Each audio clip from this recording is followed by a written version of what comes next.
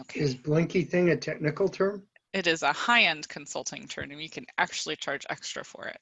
I know, that's what they taught me in consulting school too. Awesome. So again, hi, I just want to welcome you to OPWL 537 Instructional Design Course Kickoff Meeting.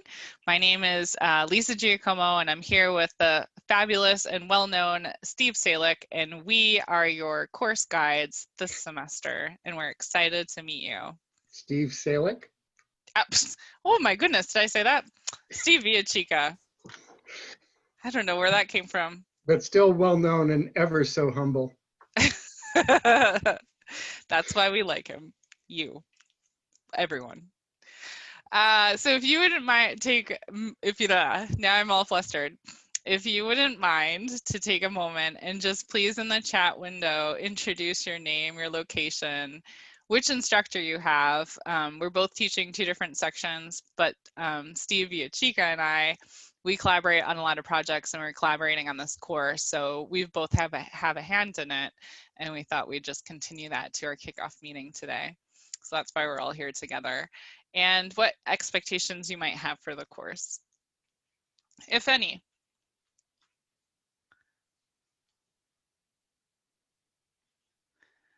We're super excited about the course for many reasons. One reason is that it's a brand new build for this semester.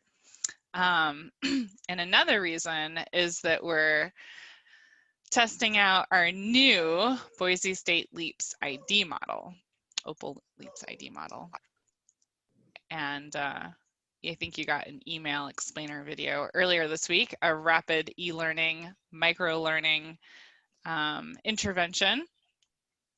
One example anyways of the possibility. Knowledge nuggets. Love those alliterations. Oh, Jeff, that's fine. Yeah, I was like, wrong class. Wait a second. I know you're in class, but the other one.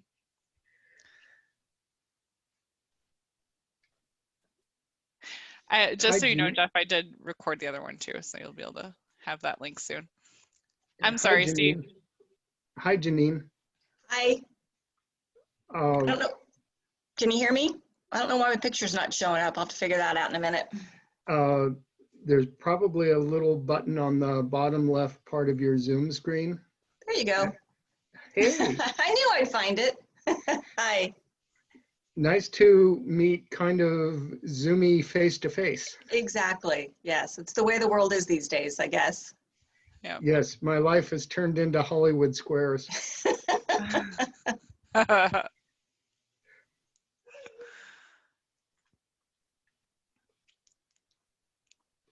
So at the moment, we are doing names, locations, instructors, course expectations. And it looks like Lorraine is in Central Time Zone, and she's excited about getting some real world experience, real world clients, and developing a portfolio object. And we could definitely meet those expectations. So thank you for kicking us off with that.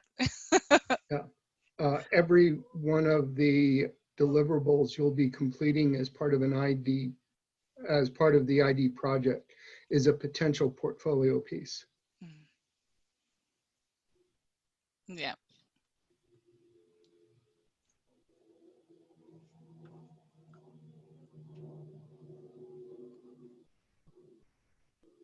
So Janine, where in the world is Janine today? I'm actually in Walnut Creek, California, which is in the Bay Area. So, ooh, I hope you're keeping safe. Yes, yeah, it's the air is much better today. At the beginning of the week, it was at one point we were like considered hazardous. So that was not fun. But in about 3 weeks' time, I will be back up in Seattle. So be a busy couple of weeks. Yes, that is busy. And I know you're in Dr. V's class, and did you have any expectations you'd like to share with us this morning or afternoon? I was going to say what Lorraine said. I mean, definitely. Looking forward to getting some real world experience and having something to add to my portfolio. And I like working with a real client. Yeah. I was surprised.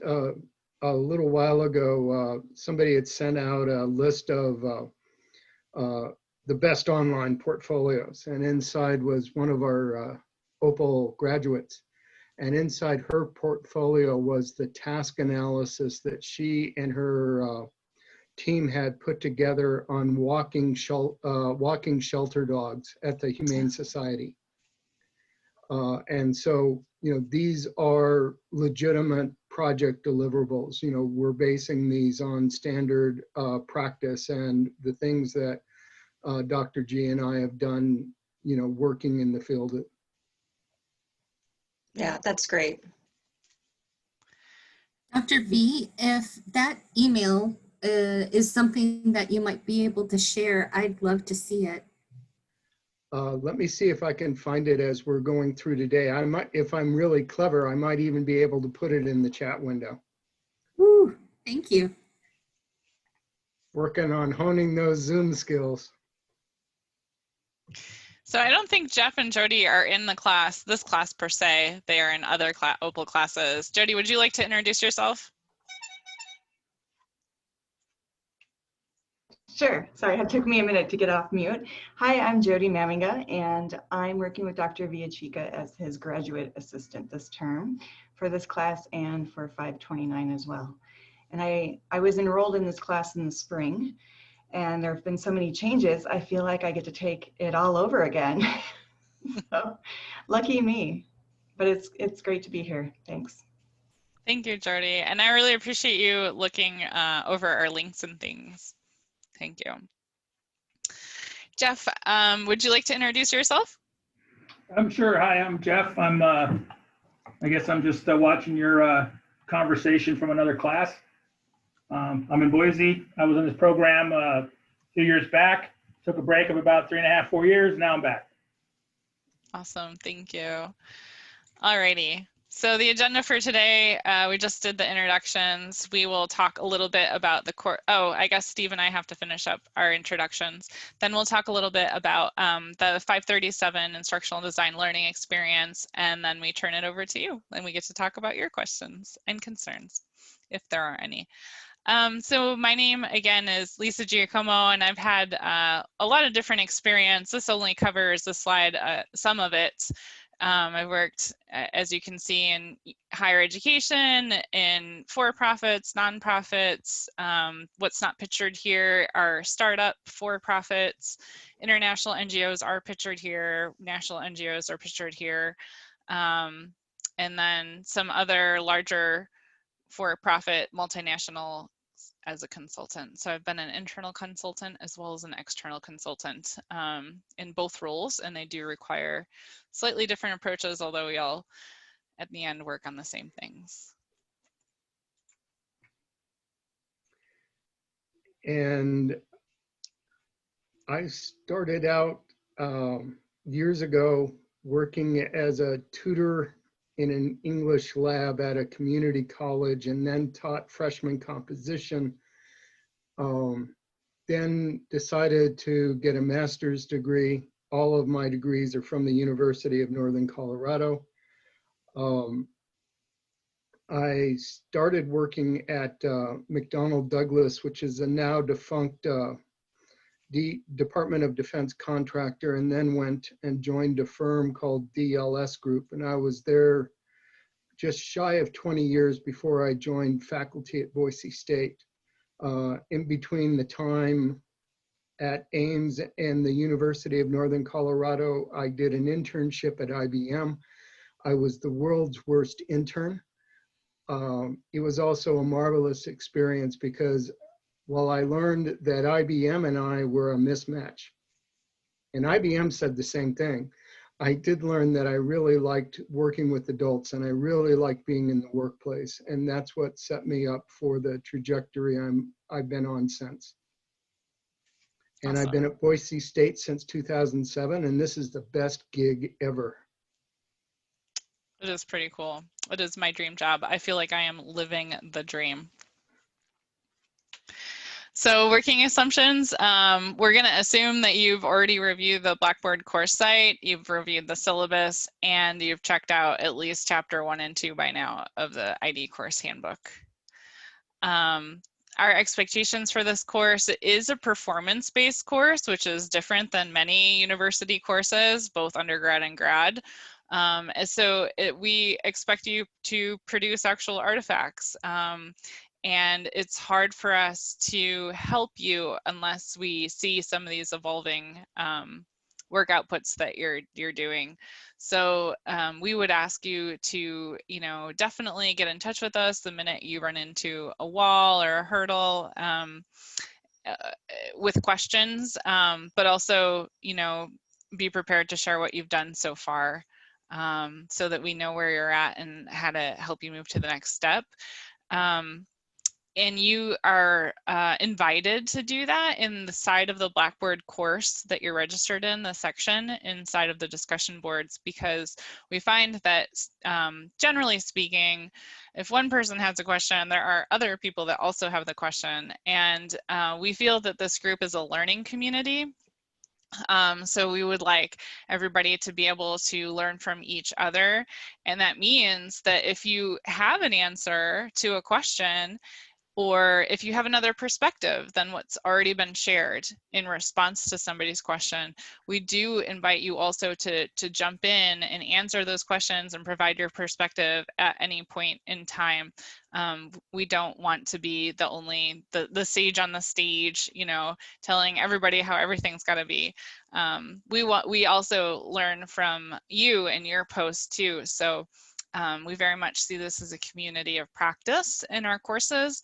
And we do expect you to respond to our feedback, but everybody's feedback. So you can do that by either accepting it, hey, yeah, I never thought about that, but I see where you're coming from, or ask questions to clarify, or even push back, like, hey, you know what? So I had this other experience over here, and that led me to think, a little differently than what you're proposing right now. So let's dig into this and figure out, what's going on here.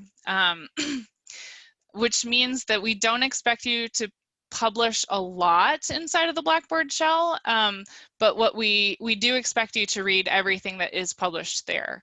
So Blackboard does a really good job of showing you when there's new posts that appear in different forums, and we ask that you catch up on all of those posts before you go in and add another post, right? And that also kind of helps manages everybody's workload so that we don't repeat things.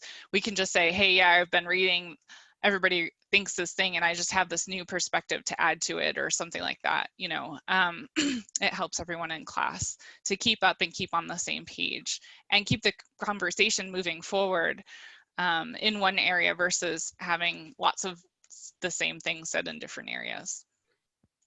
And in addition to comments about feedback for the discussion forum, the other thing is you're going to be working on an ID project with your teammates. And you will quickly reach a point where you will know more about whatever you're working on than either Dr. Giacomo and I ever will. And so we're going to be doing our good faith effort to provide feedback that we're hoping is valuable. Mm-hmm. There are going to be times where we're going to suggest something where, you and your team are going to look at each other and say, nah. And that's what's supposed to happen. But what's really important from our side is, when you submit deliverables for our review, we're expecting that you go through our feedback. And if you accept it, then you're going to incorporate those suggestions in your next revisions. If we're confusing, we try not to be, but sometimes we are, we're going to expect that you ask questions to clarify. And if there are times where we are just off target, and that's going to happen, we expect that you're going to push back. The kiss of death is to ignore that feedback. It's bad practice in the ID workplace, and it's bad practice in the course. Thanks, Lisa. Yeah, thank you for adding that in. And so for preparation to engage in the course, unless you've been taking lots of coursework in the past. You probably have a lot of social commitments and other things eating up your schedule right now, which unfortunately for the next 15 weeks needs to shift a little bit. So we have found when we ask students every semester about the amount of time that they put in, on average, it's about 12 hours a week. So that means some weeks might be slightly more. Other weeks might be slightly less, and also some people might take more time on average and other people might take less time on average. And as long as you're deriving good return on your investment, so if you're putting in 15 hours a week for a couple of weeks, but you're like, hey, I've got these new things that I learned, I'm able to do this thing I wasn't able to do before, you know, that's okay. Where we want you to come and talk to us is if you're putting in 15, 20 hours a week and you're not deriving value. At that point, we really ask you to reach out to one of us to ask for help with streamlining your workflow and prioritization, because we don't want anyone to exit the course feeling like they did not get the value out of it that they had expected or anticipated or desired. And we're not going to be able to know that unless you come talk to us. So that's a little bit about the time demands. Also, our discussion board activities, they're there for risk-free practice, right? So it's your time, as we know in all good instructional design practice, right? You give your learner time to try something out for the first time, get some feedback, and then go back and try again before they ever get a final grade on anything, right?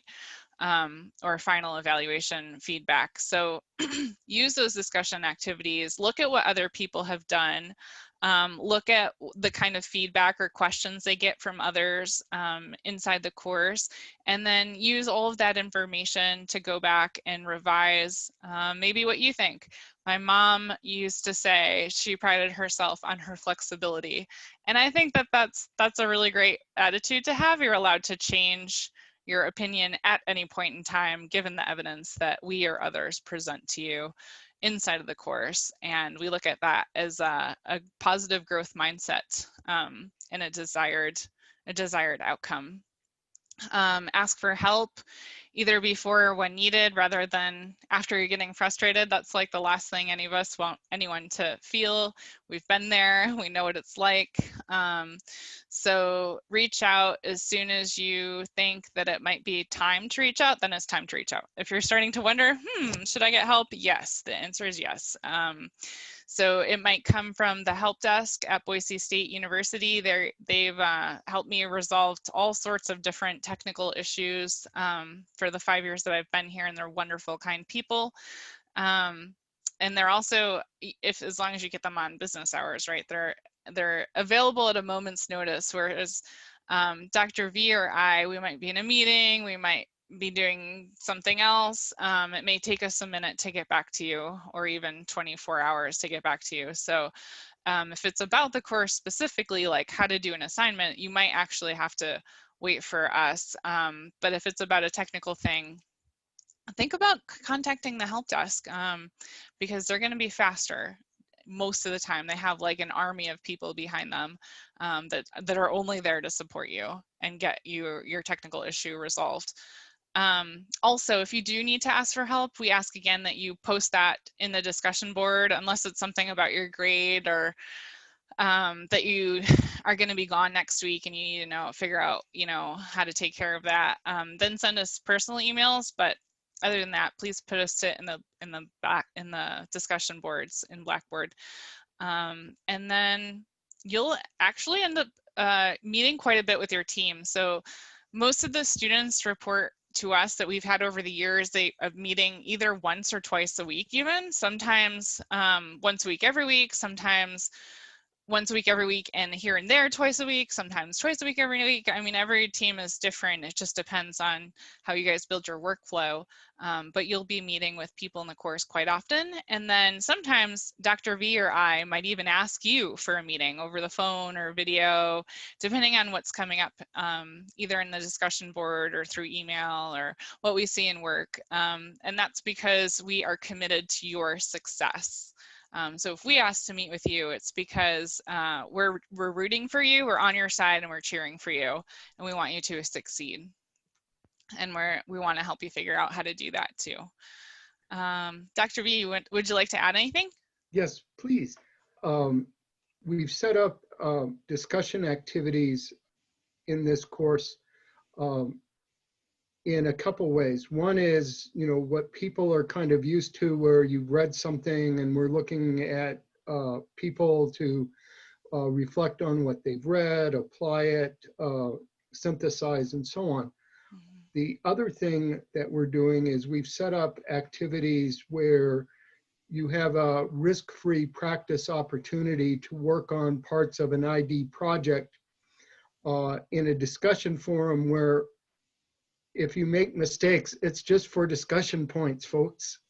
So, you know, the nice thing is it's a risk-free practice area.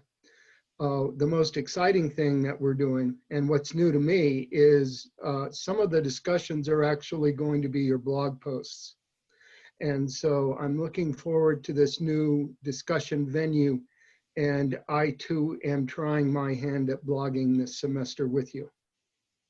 Yeah, so the blog was, I've tried that out in a couple other courses for 2 semesters now, and people seem to like it. And the advantages of the blog is if you post all of your work inside of a discussion forum, you lose it, sort of. At the end of the semester, it's locked away behind a couple of firewalls, and there's not too many people that can see it. But if you put it on your blog and you decide to keep your blog, you have a whole record, depending on what you put in your blog. So you might put the videos that we share in your blog, you might put videos you find from elsewhere in your blog, you're going to talk about what you've read and why it's important for you in your work or in your eventual work or in your project work. You're going to talk about the new skills that you're learning. You're going to show off some of your deliverables in your blog post. So you can actually use that blog not only to reflect in 15 weeks on all the awesome new skills and work experience that you picked up, but also in the future, you can use that with clients either for their education or to kind of show them some of the possibilities, because sometimes our clients don't know what's possible. And you can say, hey, look at my March 15th post here on this URL, and I think you might really appreciate some of this work being incorporated into our next project. What do you think? You know, kind of a thing, so that they can say yes, no, maybe, or I like that, but a little bit of this and a little bit of this other thing, and change a color here or something like that. So it's a really great tool to take with you and to grow your practice with and to grow your online digital presence. And one last thing, as folks who are instructional designers, there are times when we're talking amongst ourselves, and it's important to be able to use our jargon, our concepts, etc. appropriately. At other times, we're working with clients. They don't know our jargon and they don't need to. And for me, with the blogging, what I'm excited about is being able to practice writing ID-like things using language of our clients. And that's what I'm going to be practicing on this semester. And I'm going to model what I do after people who I've been trying to model my whole career. The writing of Allison Rossett and Ruth Clark. And you, if you want, can look at my blog and see me trying to write more like they do with each successive blog post. Awesome.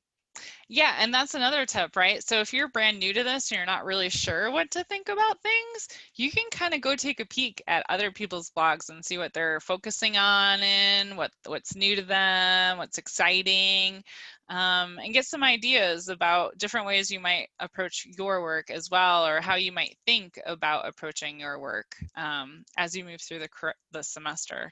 And I know this first 2 weeks, you won't necessarily have a project on your hands, but you're going to very fast. You're going to have a project, and so you can relate what you're learning these first 2 weeks to what you've seen done in other courses you've taken, what you've seen done in this course, what you've seen done at your workplace. Maybe, you know, I think almost everyone in the course has been in an employer before, working inside of an organization. So you've been onboarded, you've been probably told something at some point.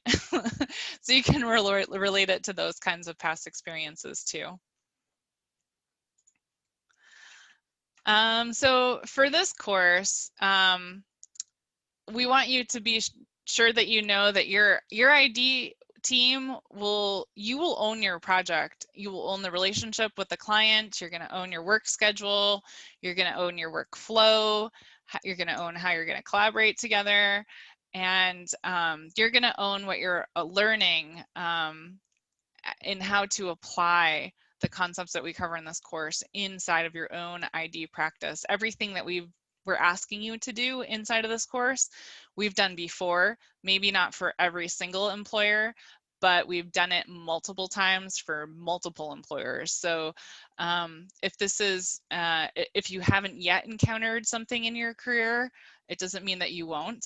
And we want to make sure that you're prepared not only to work in your current role, but also in your next role and your next role and your next role. So as you move through and build your career, we're hoping and we're assuming that you're going to be able to rely on what you get out of this course as well as the whole program to take you through the next 15 years of your employment experience and have something to stand on.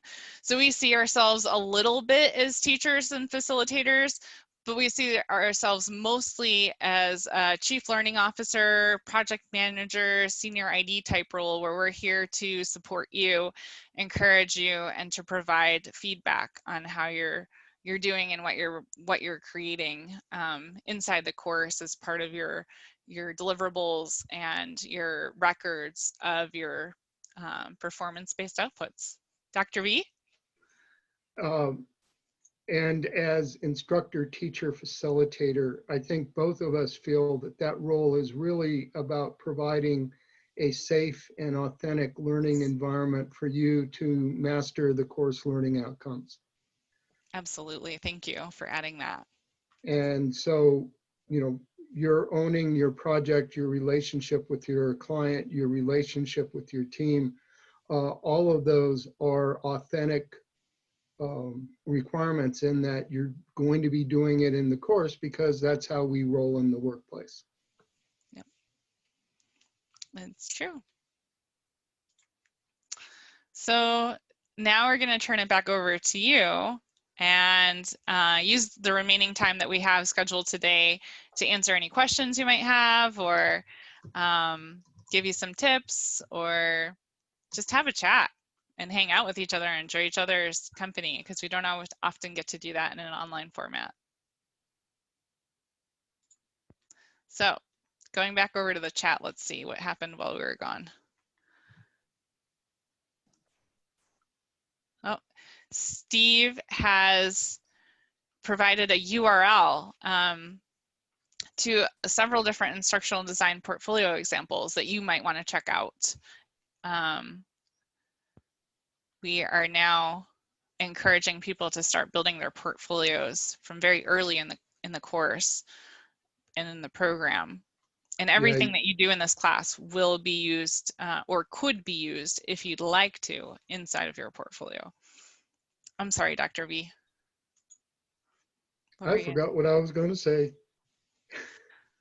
And so Dr. V said, look at Jackie, I don't know how to say her name. Frongard's. Task analysis. She's the one that did walking dogs at the shelter, because walking a shelter dog isn't like walking your pet at home. Oh. Oh, And yeah, she's working for us now. she graduated from the program, earned a PhD, and has been working at Boise State with us, not in OPWL, but elsewhere in the university for about a year now. Cool. And Lorraine asked, who is this Allison Rossett and Ruth Clelvin Clark? Oh, positive role models, of course. Allison Rossett is now retired. She is an expert on needs assessment and wrote the book First Things Fast. She's also an expert on e-learning and was one of the first persons to talk about e-learning as a big tent, where it's not just necessarily the learning piece parts, but ways of providing information, ways of providing additional coaching, and so on. She also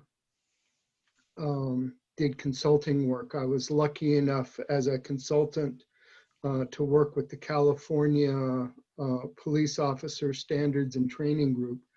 Our job was to do a cognitive task analysis with detectives throughout the state to figure out how they conducted police investigations. The starting point for our work was a media study that she'd done for them. And I've inherited work from other consultants before. And normally we'd charge extra if they tried to make us do that, because usually other people's work isn't that good. It was great. Ruth Clark has been working in the field for a long time. Her specialty is evidence-based approaches to learning. She's in also e-learning. Did I miss anything, Lisa? No. They're also really, really good writers, which is important for me because it's so easy for me to slide into jargon that may not be communicating that much. Mm-hmm. Yep. Are there? I was going to say I have a question for both of you, I guess. Sounds like you both have consulting backgrounds. Are you currently doing any consulting, I guess, on the side, or are you both full-time? Go ahead, Steve.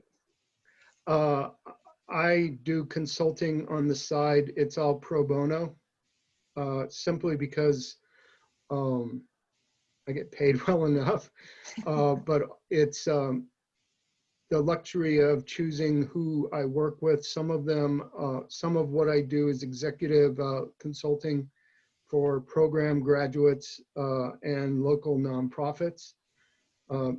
Over this last year, Jody and another faculty person, Rob Anson, and I have been doing consulting work with a local food bank, helping them improve the processes that they use to bring food in and then finally get it in the hands of hungry families. I'm also doing consulting work with local nonprofits, ranging from folks who work with at-risk kids to folks who help dogs, cats, and other pets find their forever homes. That's really cool. That sounds fun too. Yes.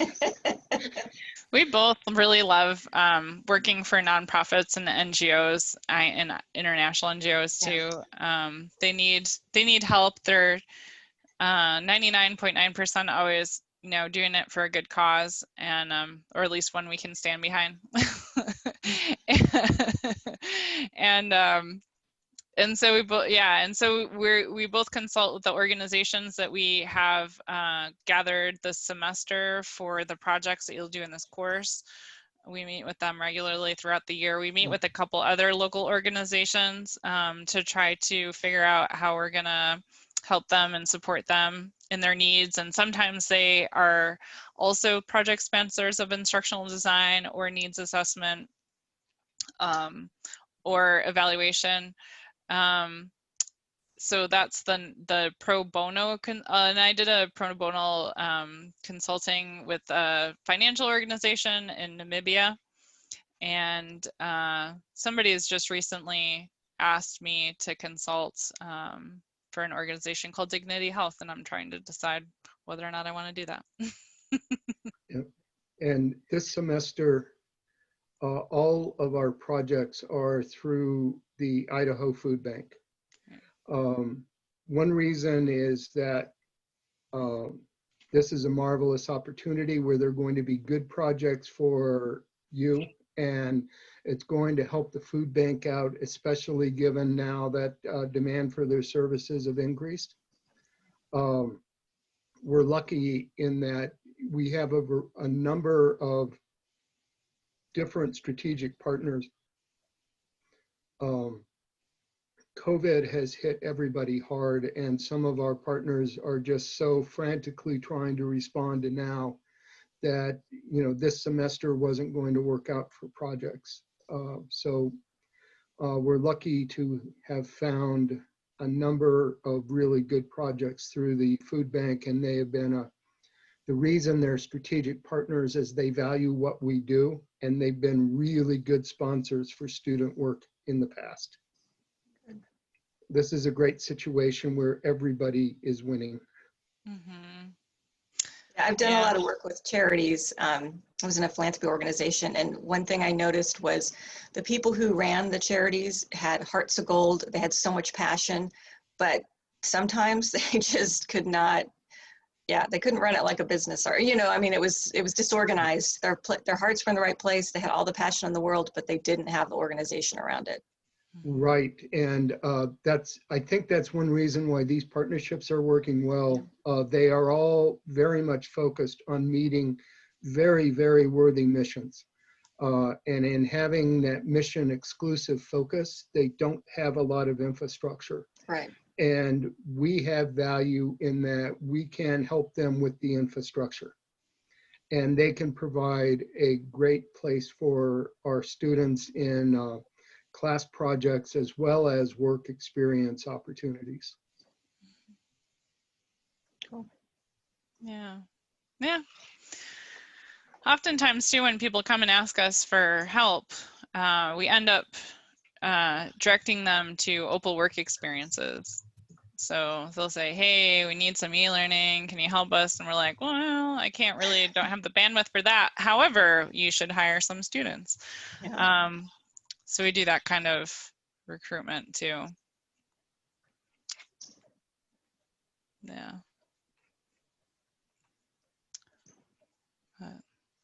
All fun.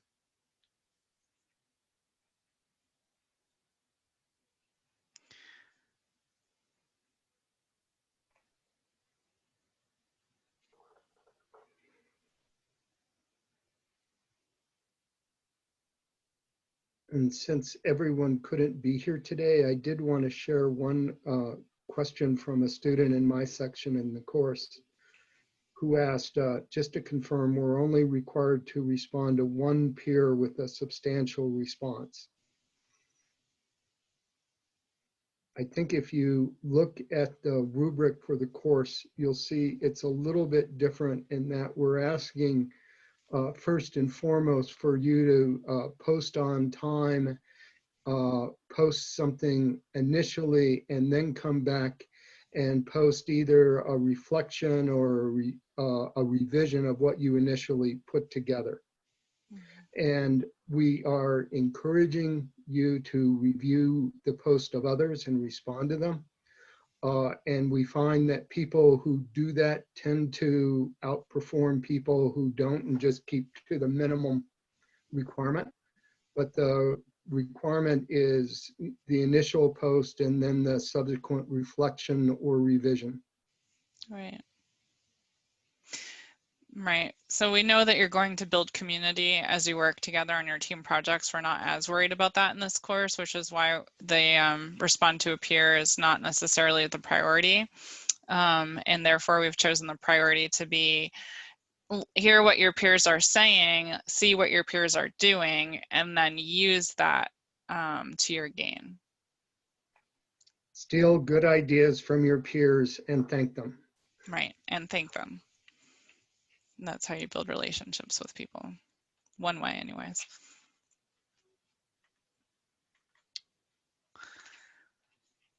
All right, well, it appears as though we've run out of questions. Unless there's someone else that wants to squeeze one in. I think we're at the end of our time today. So thank you so much for joining with us and sharing this time with us. And I know that there will be many people that will be watching this after it's over in the recording, and also taking nuggets of information with them as we move forward in the next few weeks. We are always available. We love to talk to people. So we hope to see you in Blackboard, and we hope to see you on email, and we hope to see you maybe on the phone or video again at some point. And we know that we will also see each other plenty of times before the course is over, probably on video, as that seems to be the way that we do things right now. So thank you so much, and we're looking forward to an awesome semester. Great, thank you. You're welcome. Bye, all. Thanks for Bye. making time to meet with us today. Yeah.